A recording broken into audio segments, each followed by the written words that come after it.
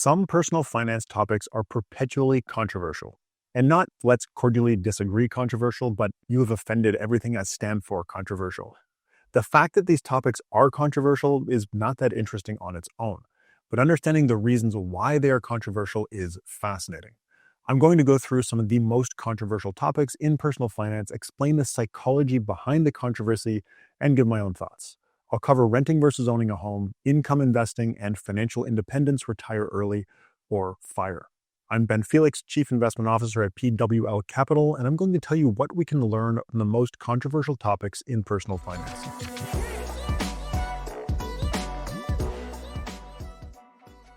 One of the common threads throughout these topics is that they are controversial because they go beyond understanding simple financial trade-offs. They have deep psychological roots that can't be captured in a spreadsheet, and they form part of people's identities. With renting versus owning a home, for example, when someone identifies as a homeowner, they will view homeownership more favorably and be less open to alternative perspectives. With income investing, someone might identify as a dividend investor with similar implications. It turns out that these group identities really matter to decision-making. There's a highly cited 2017 study that aims to determine whether someone's perceived identity affects their ability to think critically. The authors wanted to understand why public conflict over societal risks persists in the face of compelling and widely accessible scientific evidence. I think this is directly applicable to personal finance topics where behavior is at odds with academic research. The two possibilities examined are that people just don't have the cognitive ability to understand science, leading to controversy, or that people with sufficient cognitive ability to understand science shut off their cognition when evaluating something that is at odds with their identity. The study presented people with a difficult problem that required them to draw valid causal inferences from empirical data. Subjects who were better with numbers did substantially better when the data were presented as results from a study on a new skin rash treatment. No surprise there. People better with numbers were better at solving the problem. Where it gets interesting is that responses became less accurate when the same problem was presented as results from a gun control study, rather than a skincare study, and the more numerate subjects were more affected by the deterioration in accuracy than the less numerate one. This suggests that the more numerate subjects use their better quantitative reasoning capacity selectively to conform their interpretation of the data to the result most consistent with their beliefs. That's a pretty scary thing to think about on a societal level. But after reading thousands of comments on my videos on the topics we're going to cover in this video, it makes so much sense. Okay, let's jump into these controversial topics. I hope you'll keep your cognition turned on and that we can get some good quality discussion in the comments. Renting versus owning a home is controversial because it's poorly understood, culturally ingrained, and highly emotional. A lot of people believe, incorrectly, that renting is objectively financially inferior to owning, full stop. That is something that is very hard to change someone's mind on. I have tried. Even after my many years of talking about renting versus owning on YouTube, I'm still taken aback at how many people don't take the time to understand the math or the arguments in favor of renting, but they'll immediately jump into the comments to explain why I'm wrong.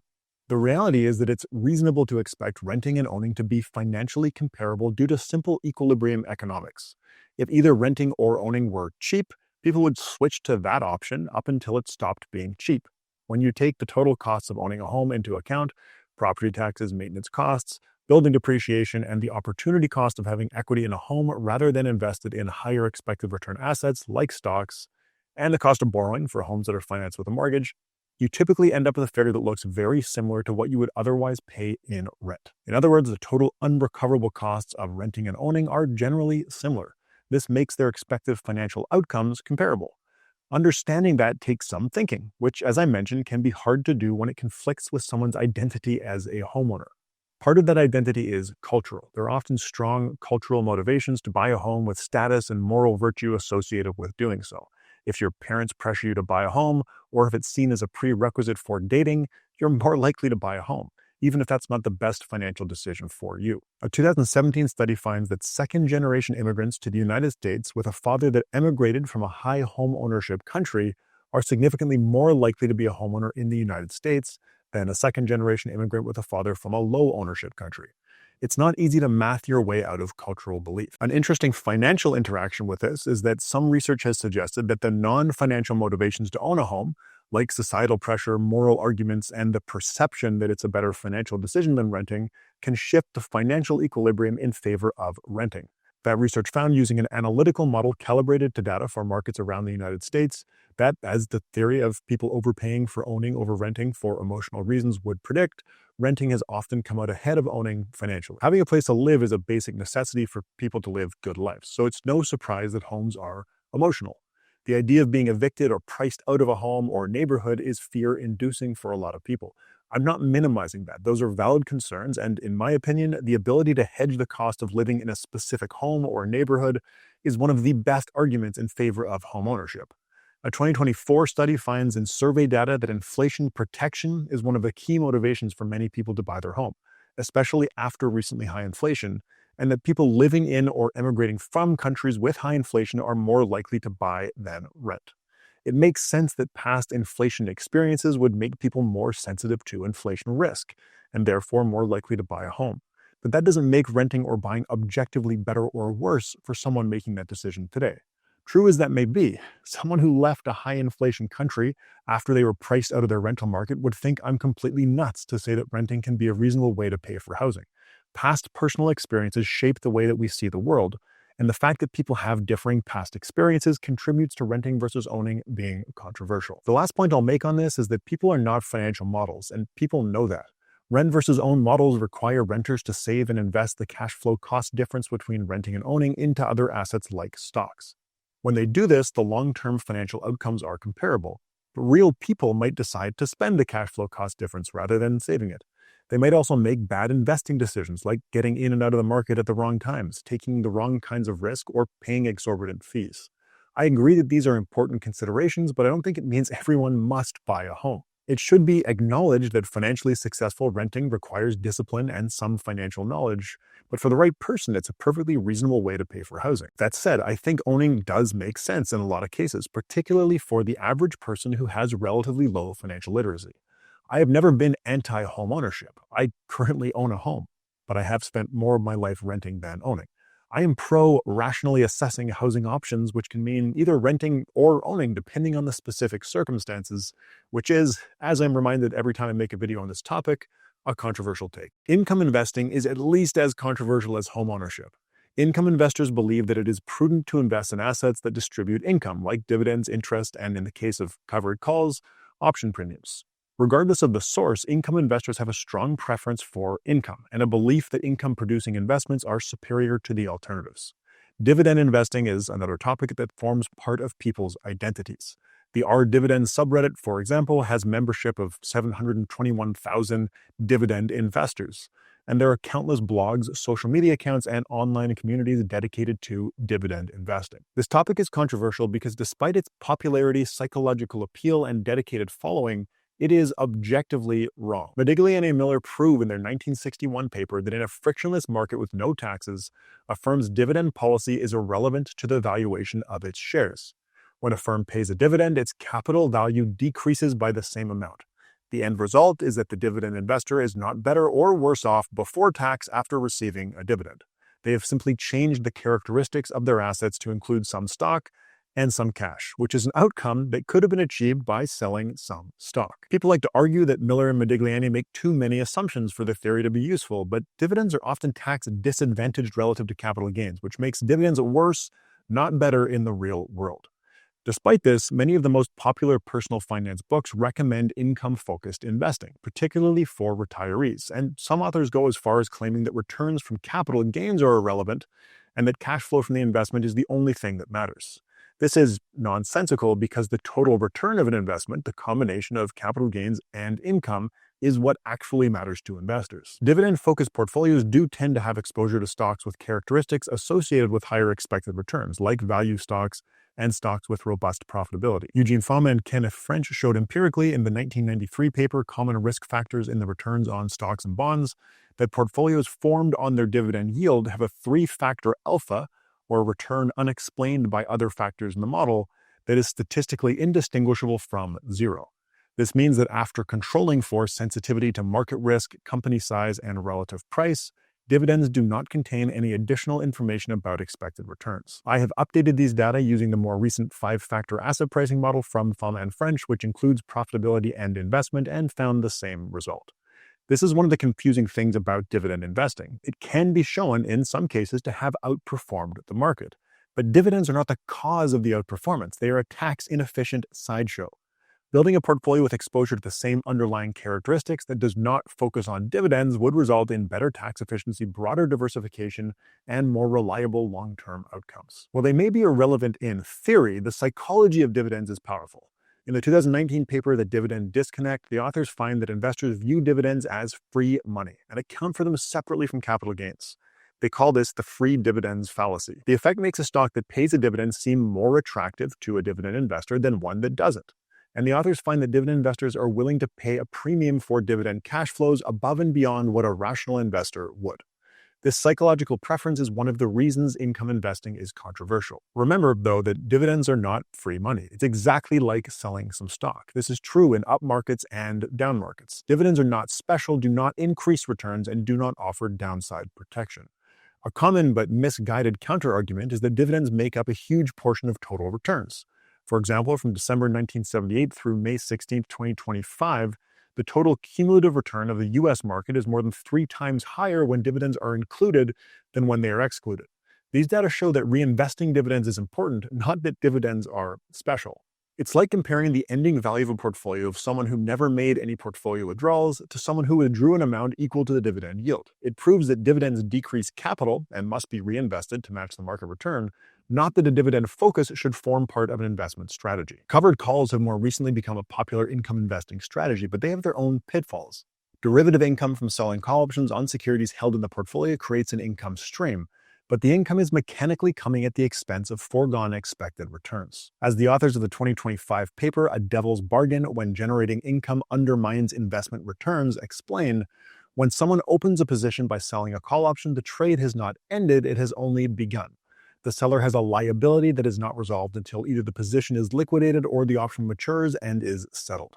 The authors explain that when covered calls are implemented to deliver higher derivative income, investors should expect lower total returns, higher tax realizations along the way, and a more negatively skewed return profile. These are generally unfavorable characteristics for an investment. The authors caution that investors who allocate to these strategies for their income alone without accounting for these other considerations might have made a devil's bargain. A covered call strategy is not necessarily all bad since it offers reduced exposure to the equity risk premium plus exposure to something called the volatility risk premium, but this is not why many investors are interested in covered call strategies.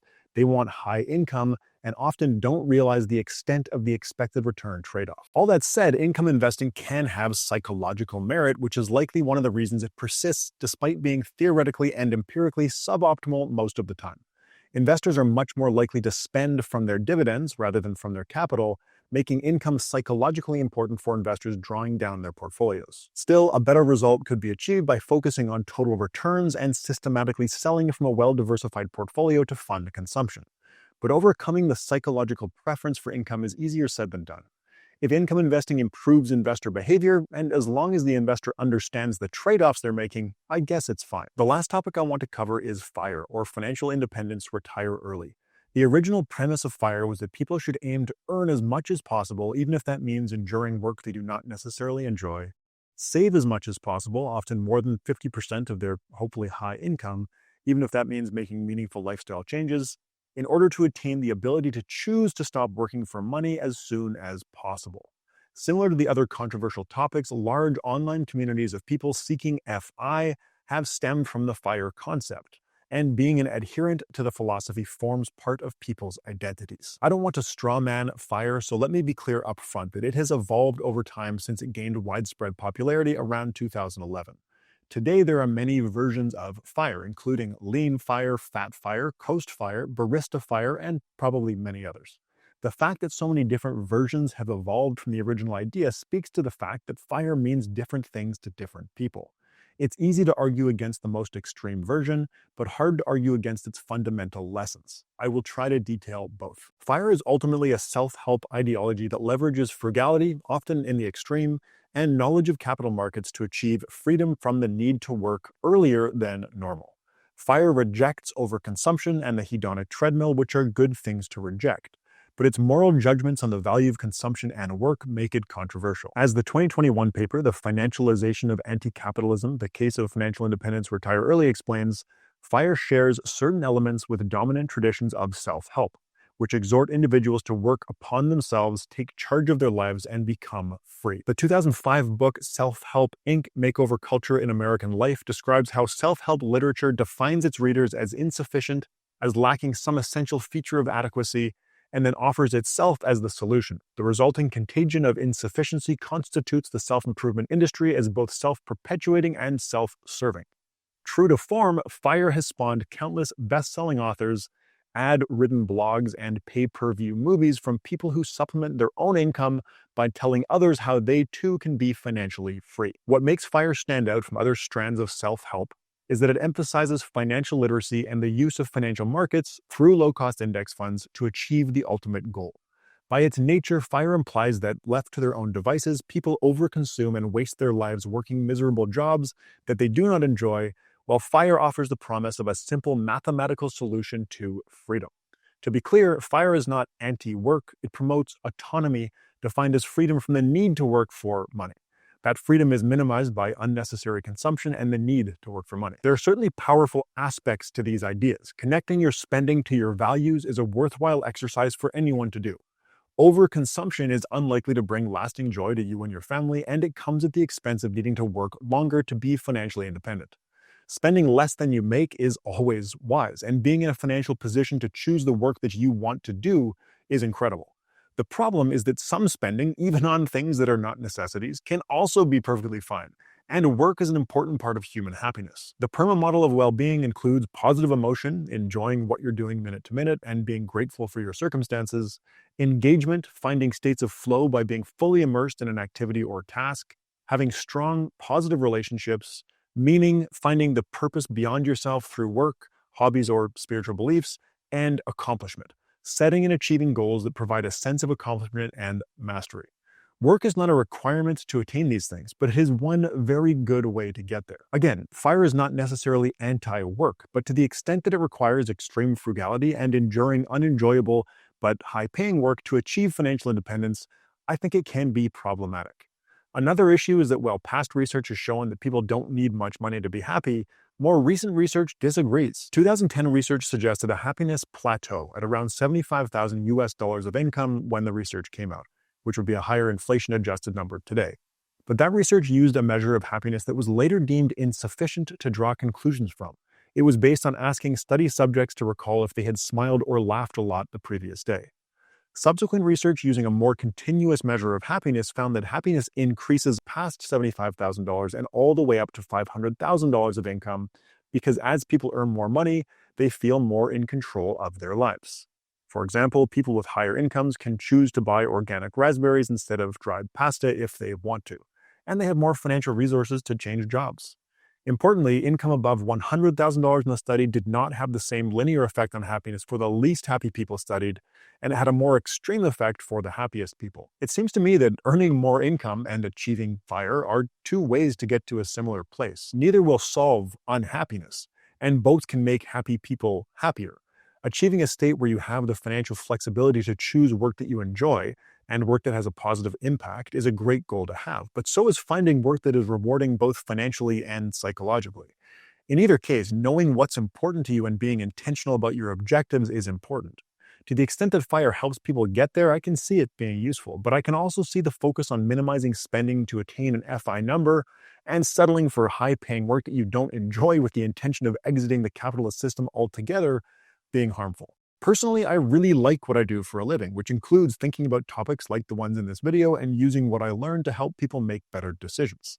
I wrote this video in the morning on a holiday when I did not have to work before spending the day with my family. I wanted to work on it. I did not end up here by accident. I worked my butt off and developed a set of qualifications and skills that allowed me to choose the type of work that I wanted to do and get paid well for doing it. I understand that not everyone feels like they can achieve the same thing, and FIRE is a way to exit the system that requires paid work altogether. I haven't even mentioned the 4% rule that underpins the so-called simple math of FIRE.